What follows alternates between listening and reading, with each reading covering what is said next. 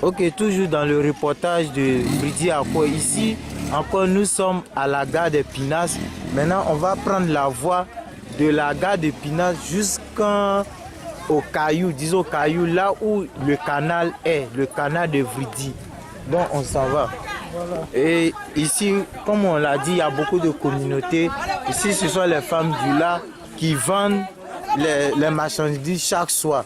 Actuellement, elles attendent le soir pour exposer les marchandises. Bonsoir, madame. Il faut répondre. Donc, on entend essuyer ici l'atelier de couture. Voilà, deux ateliers de couture. Voilà la seule mercerie de Vridi. En tout cas, c'est un gros village. Et je vous ai dit tantôt qu'on entrait dessus la route pour aller jusqu'au canal, en commençant par la gare de Pinas. Et c'est la voie là qui va vers le canal. Et on est en train de marcher vite parce que c'est un peu loin. Donc on va se presser, ou bien mon collègue. Tout à fait. Ouais. Pour gagner un temps. Pour gagner un temps, parce qu'il faut le coin statistique de ce village. Donc ici, on est parti comme ça. Et nous sommes dans un quartier appelé Nimakodi.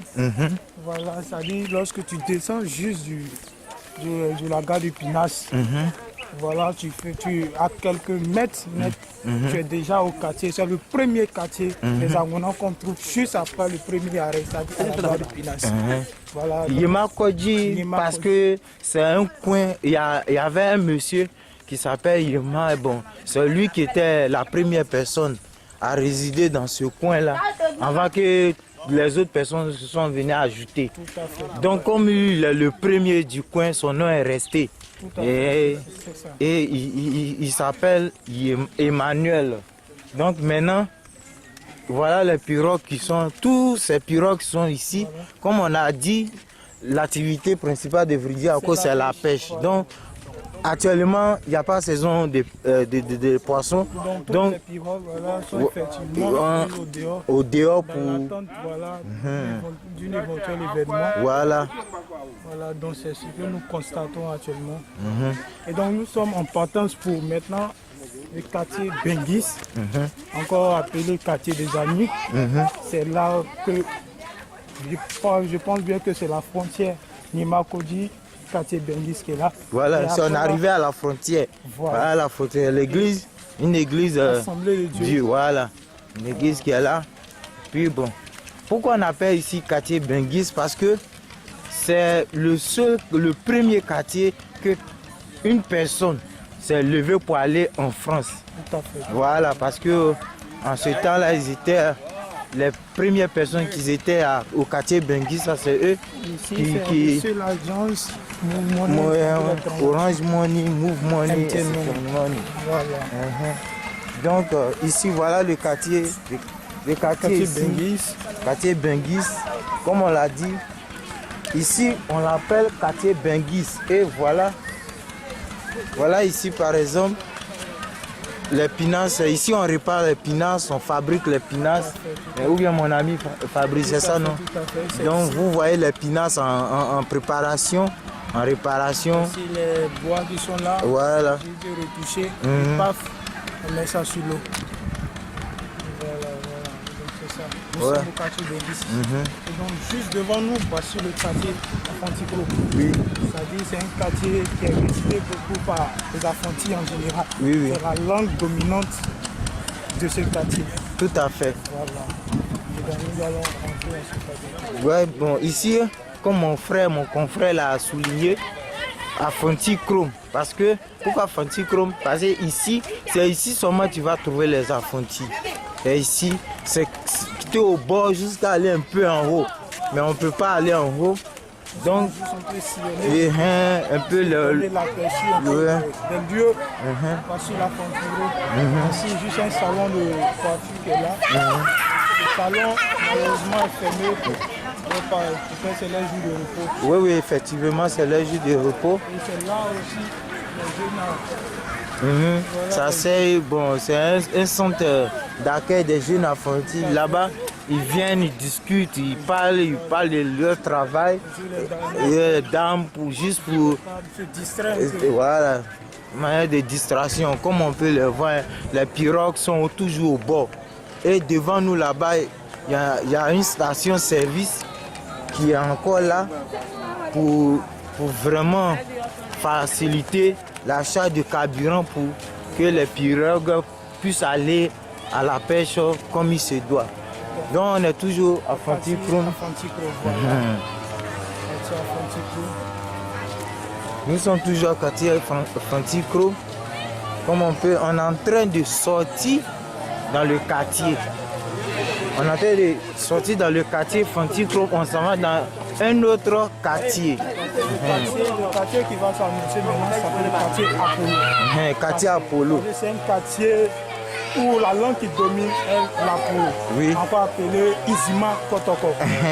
Voilà, tout à fait. Malheureusement, ce peuple, c'est-à-dire les habitants de ce quartier ont un peu diminué à cause de la crise post-électorale de 2010. Oui, oui. D'autres sont rentrés, ils ne sont plus revenus. Voilà. Voilà, donc nous sommes actuellement rentrés dans le quartier Apollo. Ouais. Et là, comme nous pouvons le constater, les pirogues sont toujours au bord. Voilà. Parce qu'il n'y a pas poisson pour le moment.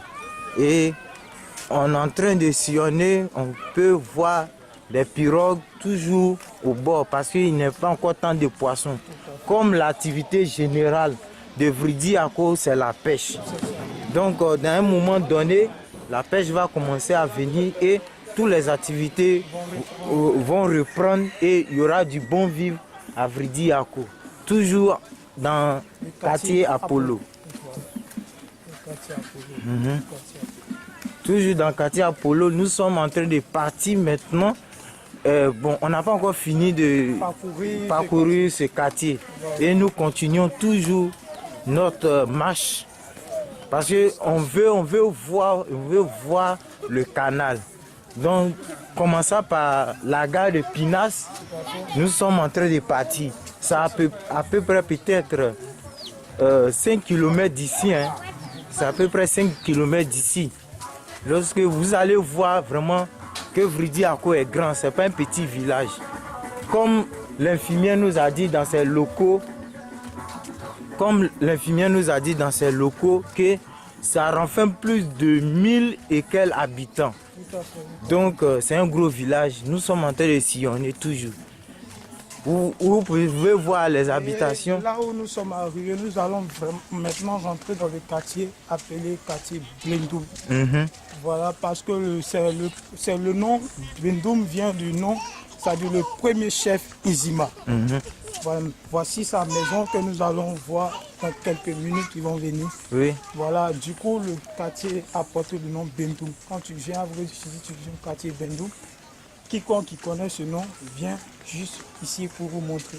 Et donc, le quartier Blendoum est représenté effectivement par ce gros manguier. Oui, oui. Et c'est un manguier qui nous a servi dans les temps passés. Quand nous étions petits. Tout à fait. On venait juste dire qu'il est mort. Et on nous chassait, avec cailloux. Mais on est... Voilà le fameux manguier des quartiers Bedoun. Bedoun parce que lui qui a résidé en premier lieu s'appelait Bedoun. Donc le nom est resté dans le quartier. Donc, ici effectivement, il ne coupe pas d'abord, mais ici effectivement c'est un terrain où on venait beaucoup jouer. Voilà, c'est un terrain de football. Voilà la maison de Bedoun qui est là. Le premier chef Nzima. Le premier chef Nzima de Vridiako. Voilà sa maison ici. Et qui est en train d'être réhabilité. Parce que ça, comme il n'est plus, bon, la maison était laissée abandonnée, mais maintenant que ses fils sont revenus de l'Europe, ils veulent vraiment renouveler la maison et puis ça a devenu quelque chose de présentable pour laisser vraiment le trace de leur grand-père comme héritage. Ok. Donc nous sommes en passant maintenant pour le quartier, moi j'appelle souvent la zone pétrolière. Et voilà, c'est la zone pétrolière. Voilà. La zone pétrolière et puis on l'appelle Eliam. On l'appelle Eliam parce que lui qui a séjourné premièrement s'appelait Eliam et pétrolier parce que les gars, ils font le commerce du pétrole, de l'essence, des gasoil. Et c'est dans cette zone-là que nous sommes en train de partir. Bonsoir, vieux père. Bonsoir. Comment est-ce que vous allez? Ok. Ce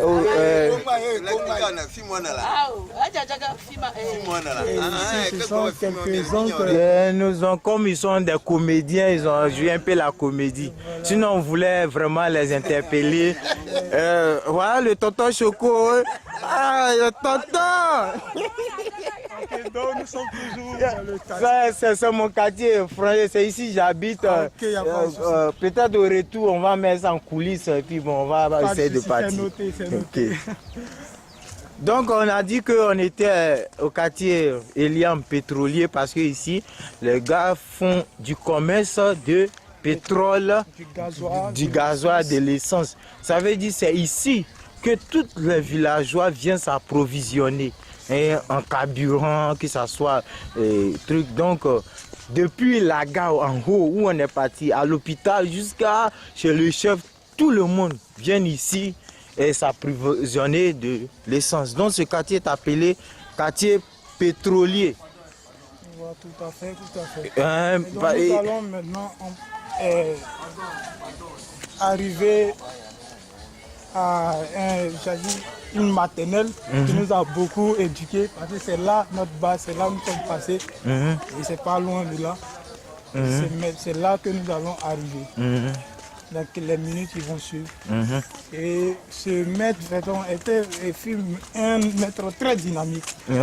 Très dynamique parce qu'il nous a encadré, nous a donné les béabas même, nous a donné cette envie, si je pouvais me retrouver ici, en tout cas de faire les bancs. Voilà, voici l'école qui est là. Ça c'est une école, hein? Voilà, la maternelle. Oui, la maternelle. Ah bon? Toi, tu es historique aussi, hein? On peut le dire ainsi. Ok. Voilà, donc c'est là que nous tous on a commencé. Voilà, après ici, on a continué par Bracré, de là-bas, Pépéaco, et finalement, nous sommes passés au collège, par la grâce de Dieu. On continue maintenant le cycle supérieur. Et donc ici, c'est un point où on donnait beaucoup de tickets, c'est-à-dire nous étions à la maternelle, on sortait, on venait juste manger, se restaurer, puis pouf, on rentre juste à la maternelle. Voilà. Chose, comment on appelle ça? Vraiment, ça sert beaucoup pour la population. Hein. Ça sert beaucoup pour la population. Un griot du village. Celui qui fait l'annonce funéraire. Et c'est ce que la communauté ghanéenne. Donc nous sommes toujours dans le quartier pétrolier. Nous sommes en train de partir vers le canal. Tout à fait.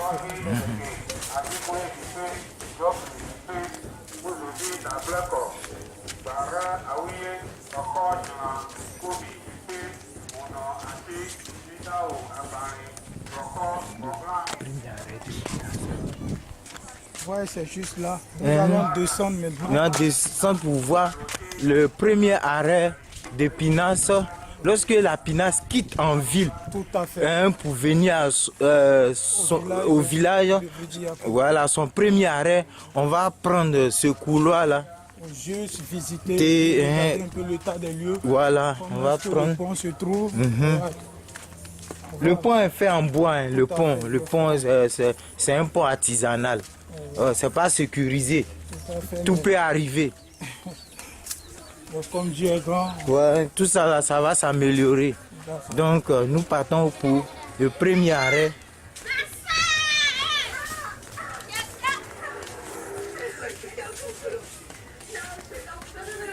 Nous allons prendre ce couloir. Ce petit couloir, voilà. Voici le maître dont je parlais, c'est ce maître-là qui vous a formé. Ok. Voilà. Bonsoir papa. Papa, nous sommes contents de vous voir. Ok, celui qui nous a formés à la maternelle lorsque nous étions petits. En tout cas, c'est un bon papa. Et puis c'est un responsable aussi du village. On le respecte beaucoup. Merci papa. Voilà, comme on vient de le voir, voici la pinasse qui vient juste de... Voilà la pinasse qui vient de décoller en provenance de la ville. Elle venait déposer les passagers qui habitent ce quartier. Et voilà la pinasse qui a décollé, qui s'en va. Et ici, c'est le premier arrêt de la pinasse. L'autre côté, c'est le terminus. Ici, c'est le premier arrêt. Quand la pinasse quitte l'autre côté là-bas, où il y a les bateaux, ça veut dire au port là-bas, c'est ici, ils viennent garer. Comme on voit un peu l'état des lieux. Voilà, comme on l'a dit que le pont est fait en bois, c'est pas sécurisant. Si tu as un poids lourd, que tu marches sur ça, vous voyez le pont. Avec prudence. Tu dois marcher en prudence. Vous voyez le pont. Le pont sur lequel on monte pour embarquer la pinasse. Vous voyez, c'est pas sécurisant. Il fallait un pont dur, un pont solide, un pont modernisé. Et regardez, ici avec les vrais piliers même sont en bois, le fer branché. Bon, les pinassiers ont l'habitude de cogner. Et voilà un peu le pont. Ça c'est le premier arrêt et voilà un peu le bord de la pinasse. Voilà le bord. Le bord n'est pas trop sale, c'est un peu sale. Les gens ont l'habitude de déverser les ordures au bord de la pinasse. Et au bord de l'eau, puis bon. De ce pas, nous allons maintenant aller au quartier béninois. Là où les Béninois résident. Tout à fait, la majorité des Béninois sont dans ce quartier. Donc ici, on dit comme ça que... S'il vous plaît, vous venez monter sous pomme de quelqu'un, vous filmez sans demander une autorisation, vous filmez au parti. Pourquoi? Hein? Bon, on est en train de faire reportage de ce village parce qu'on nous a demandé de faire le reportage. Oui, mais quand vous faites votre reportage, bon là, il a un propriétaire. Et on ne fait pas un reportage sur un marché privé de quelqu'un comme ça. Bon, nous excusons beaucoup. Excusez-nous beaucoup. Puisque nous, on le fait dans les bonnes intentions. Non, ce n'est pas quelque chose de bonne intention. Quand c'est quelque chose de bonne intention, il a demandé ce que pour là, il a un propriétaire. Okay. C'est ce que vous pensez. Bon, nous vous excusons pour ce petit désagrément. Bon, c'est que si ça arrive, on continue toujours le parcours. D'autres, on n'a pas les mêmes mentalités. Et puis bon, on est en train de voir ce qui va se passer à la longue. Donc comme nous le disons, on va rentrer maintenant dans le quartier béninois. Le quartier béninois, c'est ici les Béninois résident. Et eux aussi pratiquent la pêche. Effectivement, comme on l'a dit, c'est l'activité principale même de ce village. La pêche par épervier, par filet de piège. Ils font les filets de piège. Là, si on a quelques échantillons, on pourra vous montrer. Et il y a épervier, c'est une manière de lancer le filet d'une manière, puis ça couvre une partie d'eau et puis le poisson qui trouve est capturé. Tout à fait. Et puis il y a les nasses, il y a les pièges de crabes, comme cette petite pirogue là-bas qui est sur l'eau en train de capturer les crabes. Je vais zoomer pour que vous puissiez voir. Ça c'est la pêche au crabe. Vous voyez? On ne peut pas s'approcher. Donc, nous sommes maintenant au quartier béninois. Quartier béninois, quartier béninois.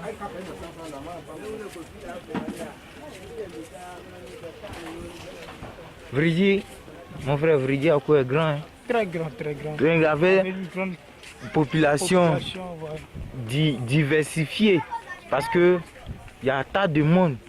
Il y a les Béninois, il y a les Ghanéens, il y a les Apollo, il y a les Baoulés, il y a plusieurs types de personnes. Même les Libériens. Il y a même les Libériens ici, même les Congolais, les Camerounais, tous ces personnes. Les ressortissants de l'Afrique. De l'Afrique, de l'UEMOA, je pense.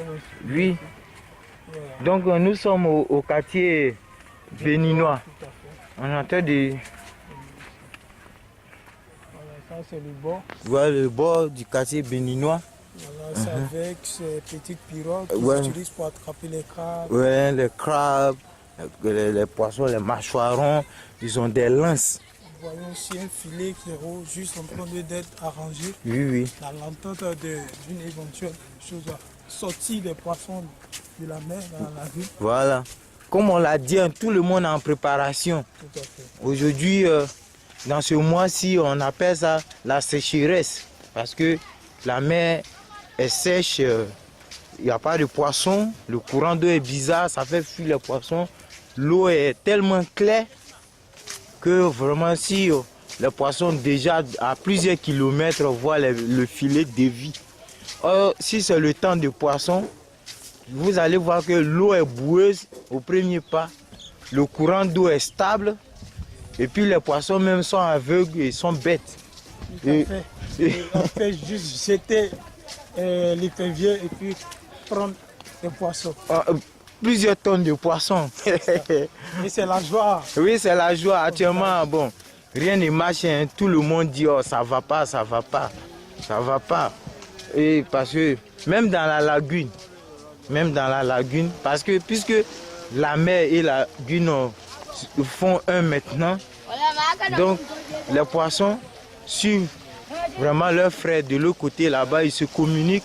S'il n'y a pas de poisson dans la mer, il n'y a pas de poisson dans la lagune. Donc nous allons faire maintenant l'entrée au quartier Caillou, comme on l'a bien dit dès le départ. Comme on le voit là-bas, voici de gros cailloux qui sont là-bas. Oui. Voilà, donc nous allons arriver maintenant au quartier Caillou. Voilà. Et ici c'est le quartier Kwakouché. Kwakouché. Voici la maison du premier roi, mais chef Angwana. La communauté anglonaise. Voilà. Et aussi Ewe qui viennent du Ghana. Voilà. C'est le quartier, voici sa maison qui est là. Voilà la maison qui est ici. Et tous ceux-là, ils sont en train de tirer la pirogue. Maintenant ici on l'appelle Kwakouché. Et on est en train de partir vers le canal comme ça. Comme on l'a dit, ici c'est la communauté ghanéenne qui est là. La communauté ghanéenne qui est là. On est en train de sillonner, on est en train d'aller voir où le canal de Vridi est. C'est là-bas Vridi commence et puis pour aller jusqu'à l'autre côté là-bas, vers la route des baies des milliardaires.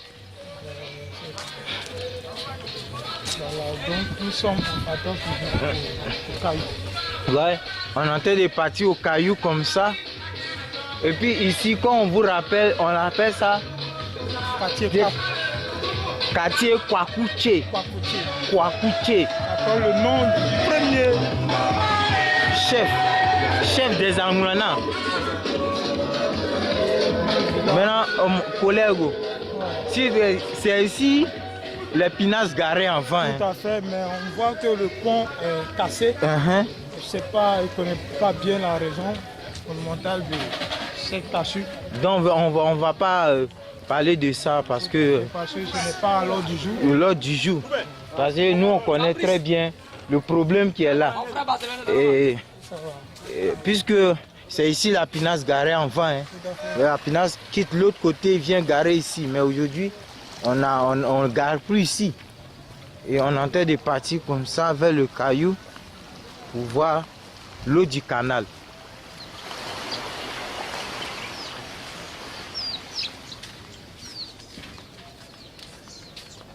Bonjour chef. Bonjour.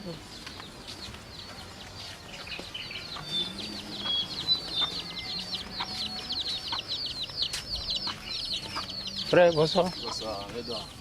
Bonsoir. Ok, moi-même qui fais le reportage de Vridi Ako, moi-même je suis de la communauté ghanéenne, je suis angolais, avec Eve. Et je suis né ici, j'ai fait les études ici. Mes deux parents sont ghanéens. Je ne suis pas encore marié, mais je vais me marier bientôt. Ouais, ça c'est sûr, parce que tout le monde est condamné à se marier. Et c'est ça. Donc, c'est ça la force d'un homme. Nous y sommes au Caillou. Nous sommes au Caillou, comme vous pouvez le constater. voilà le canal de l'autre côté là-bas. On va s'approcher un peu. Voilà le canal de Vridi. Voilà Vridi canal qui est de l'autre côté là-bas. Où le bateau rouge devant est. C'est Vridi canal qui est devant là-bas. Où il y a le bateau rouge, même bleu, même ce bâtiment blanc là. Tout ça c'est Vridi canal.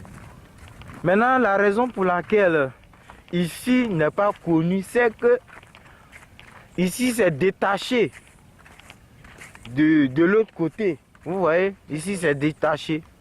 Et puisque c'est détaché, ok, ça doit porter un autre nom. Mais on espère bien que les choses aillent bien au profit des villageois. Au profit des villageois. Et voilà. Voilà le canal. Voilà le canal. Juste devant nous, voilà la mer.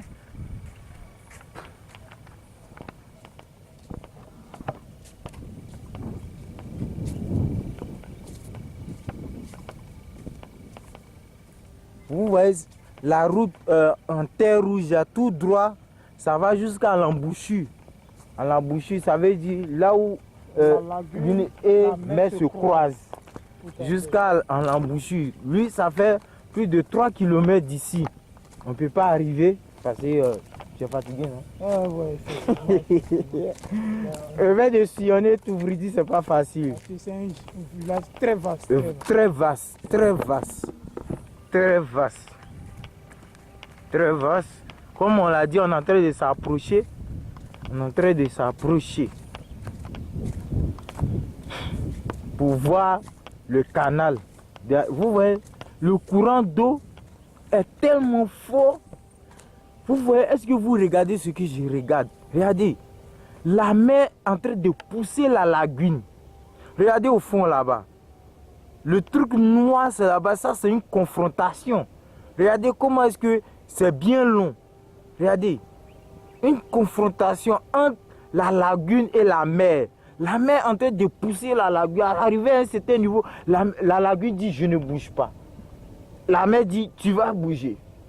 Donc ils ont formé un blocus. C'est ça, c'est ça. Un blocus, vous voyez, je vais zoomer, vous allez bien voir. Vous voyez, actuellement ça lutte et la lutte peut durer 2 heures de temps. Et puis chacun va céder et puis la lagune va rentrer dans sa caserne, la mer aussi va rentrer dans sa caserne. Quand c'est comme ça, la lagune monte. Le quartier qu'on a dit, quartier pétrolier, tout le bord là, c'est inondé et puis ça rentre dans le cou, etc. Donc quand la mer vient comme ça, là, la lagune monte, vous voyez, ça coule. C'est en train de couler, vous pouvez voir les petits objets sur l'eau en train de partir dans le sens de la droite vers la gauche.